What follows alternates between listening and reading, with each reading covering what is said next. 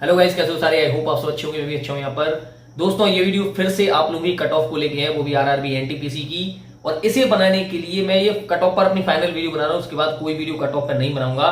उसका रीजन ये है, आप लोगों में से जैसे जैसे फेज वाइज जितने लोगों के एग्जाम होते जा रहे हैं, कई लोग कमेंट करते हैं कि कट ऑफ क्या जाएगी।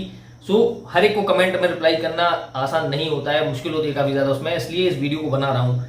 इस वीडियो को बनाने का मोटिव ऐसा है कि आप लोगों को इस बार क्लियर हो जाएगा कि आप लोगों की कट ऑफ कितनी जानी चाहिए, कितनी नहीं जानी चाहिए।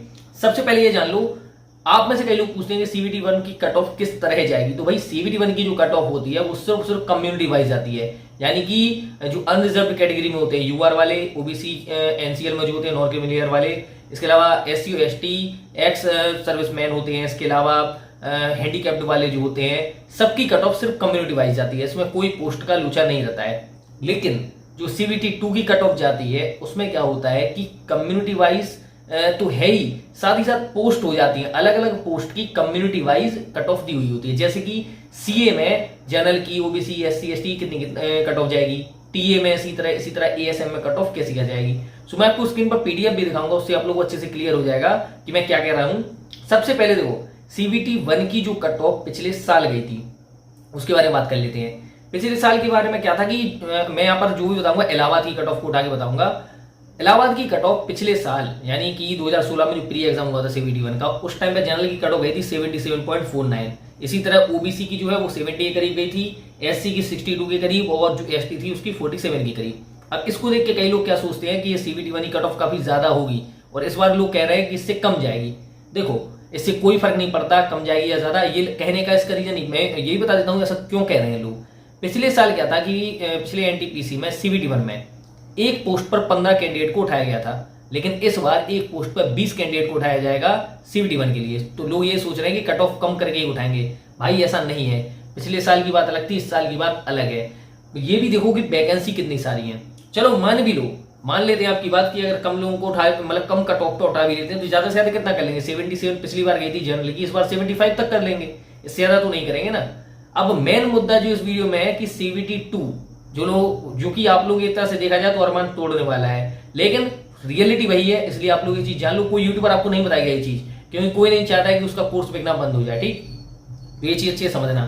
देखो, जो आपका सीवीटी 2 रहेगा, सीवीटी 2 में कट ऑफ स्क्रीन पर आप लोग देख लेना, सामने शो रही होगी, जहां पर यूआर यानी अनरिजर्व वालों की कट ऑफ 77 थी ओवरऑल हर एक पोस्ट में। वहीं पर आप देख सकते हो सिर्फ एसएम है जिसकी कट ऑफ आपके नजदीक है, बाकी सारे के सारे कट ऑफ देख लो आप। 80 जैसे सीए की कट ऑफ आप 87 है, टीए की 82 है, ईसीआरसी की 87 है, गुड्स गार्ड की 80 है। ये सब जनरल की कट ऑफ बगल में देख सकते हो आप। ओबीसी की भी दी है, एससी की भी दी है, एसटी की भी दी है। तो एक बार अच्छे से देखो कट ऑफ, आपको पता चल जाएगा ये रियल है, ये कट ऑफ यही आई थी। अगर आप गौर करो तो सीए की कट ऑफ एससी में देखिए आप 80 मार्क्स हैं, और एसटी की देख लो 74। यही चीज मैं स्टार्टिंग से समझाता हुआ आया हूं आप लोगों को, लेकिन कई लोग ऐसे हैं जो बीच में उंगली करने की आदत होती है और फर्जी कुछ भी झूठ बोल के चले जाते हैं। मैंने पहले भी कहा था, स्टार्टिंग से बोलता हुआ आ रहा हूं, अगर आपको एनटीपीसी में सिलेक्शन लेना है तो आप लोगों को कम से कम अपना जो टारगेट है वो 82, 85 या फिर कम से कम अगर लेके चलते हो तो 75 प्लस रखना ही पड़ेगा। सो गाइस, यही चीज समझाता हूं आप लोगों को, लेकिन होता क्या है कि कुछ बुद्धिजीवी लोग आके बीच में उंगली करते हैं और बाकी लोग उस उंगली को देखते रहते हैं कि हाँ इसने ये बोला है, इसकी बात सही होगी। यार मैं उस फेज से गुजरा हूं, इसलिए आप लोगों को वो चीज सही सही बताता हूं। अगर यार मुझे भी कोर्स बेचना हो, अगर मैं भी ऐसा ही करूं तो मैं फर्जी कुछ भी बोल सकता हूं। तो आप लोगों से ये कहूंगा, सीवीटी 2 की जो कट ऑफ है आप चाहो तो इंटरनेट पर भी चेक कर लेना। ठीक, आप अपने अपने जोन की भी देख लेना। आपको अगर मुंबई में फिल किया, आपने कोलकाता में किया, भोपाल में किया, जहां किया आप देख लेना। ये मैं इलाहाबाद की बता रहा हूं क्योंकि मैंने इलाहाबाद से ही दिया था, और ये मैं अपनी ही कट ऑफ बता रहा हूं। मैंने आपको बताया था कि मेरा जो सीवीटी 2 था उसमें मेरे मार्क्स 84 थे, और मेरा जो एएसएम में सिलेक्शन हुआ था उसका रीजन ये है कि मेरे जो मार्क्स थे आप देख सकते हो, मैंने सीए, एसएम और गुड्स गार्ड को सबसे पहले वरीयता दी थी।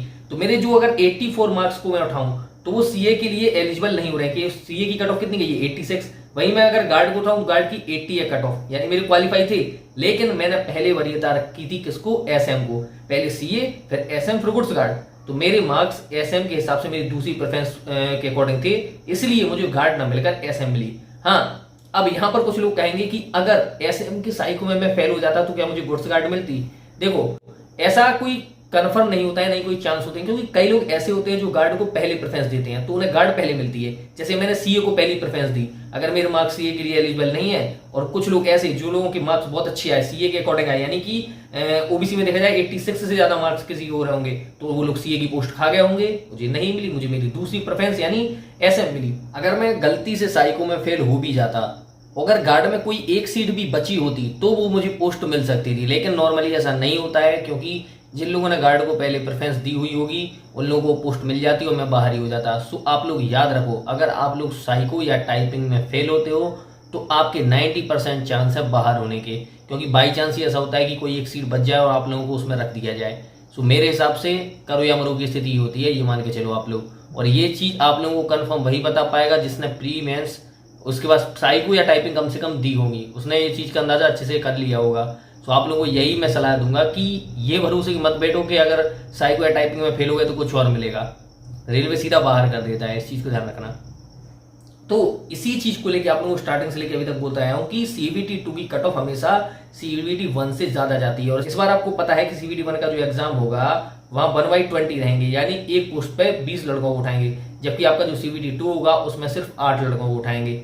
सो इस चीज को ध्यान रखो, काफी अनप्रेडिक्टेबल चीज होती है, ऐसा नहीं है कि आप प्रेडिक्ट कर सको किसी चीज को कैसी कट ऑफ जाएगी कैसी नहीं जाएगी। और बाकी ये है कि आपकी बुद्धि विवेक है, आपको जो सोचना है सोचो। देखो मैं आप लोगों को सही न्यूज ही देता हूं कि जो कट ऑफ जैसी जाती है। अब कुछ लोग जो लोग मुझे उस टाइम में बोल रहे थे, जब मैंने आप लोगों को बताया भी था कि जो आपको टारगेट है, आपको अपना टारगेट 85 प्लस रखना चाहिए, तो लोग क्या कह रहे थे कि यार तुझे कुछ नहीं पता है, सीबीटी 1 की जो कट ऑफ है वो 75 तक 70 तक जाएगी। भाई सीबीटी 1 ठीक है, लेकिन क्या सीबीटी 1 ही क्वालिफाई करना है? सीबीटी 2 नहीं दोगे क्या? सीबीटी 2 में समझ में आ जाएगा यार जब कट ऑफ को देखोगे यार कि कैसी जा रही है। सो अपना टारगेट अभी से मान के चलो। देखो ये जो कट ऑफ है ये नॉर्मलाइज्ड है, ये भी याद रखना, मतलब नॉर्मलाइजेशन के बाद जो आपके मार्क्स बढ़े उसके बाद ये कट ऑफ बनाई गई है। और जो आप लोगों को कट ऑफ दी जाती है, चाहे सीबीटी 1 हो चाहे सीबीटी 2 हो, उसमें वो नॉर्मलाइज्ड मार्क्स के अकॉर्डिंग ही दी जाती है। तो अब कुछ चीजों को आप लोगों को ध्यान में रखना है कि जो आपकी सीबीटी 1 की कट ऑफ है वो कम्युनिटी वाइज जाएगी, सीबीटी 2 की जो कट ऑफ है वो आपकी कम्युनिटी वाइज जाएगी प्लस पोस्ट वाइज रहेगी, यानी सीए की अलग, टीए की अलग, ईसीआरसी की अलग। और साथ ही साथ जो लोग ये सोच रहे हैं कि 12th की कैसी जाएगी, वो ग्रेजुएशन की कैसी जाएगी, तो ध्यान रखना सीबीटी 1 की जो कट ऑफ रहेगी वो 12th की भी कम्युनिटी वाइज रहेगी और ग्रेजुएशन वालों की भी कम्युनिटी वाइज रहेगी। इसके अलावा जब आपकी सीबीटी 2 की कट ऑफ बनेगी तो जो 12th लेवल में जितनी पोस्ट है वो सब कम्युनिटी वाइज रहेंगी। इसी तरह जो ग्रेजुएट लेवल से पोस्ट है वो सब भी कम्युनिटी वाइज दी रहेंगी, जैसे कि अभी कट ऑफ में आपको दिख रहा है। इसी तरह आपका 12th का जो सेक्शन है वो बढ़ जाएगा, यानी लेवल 2 और लेवल 3 की पोस्ट आ जाएंगी इसमें।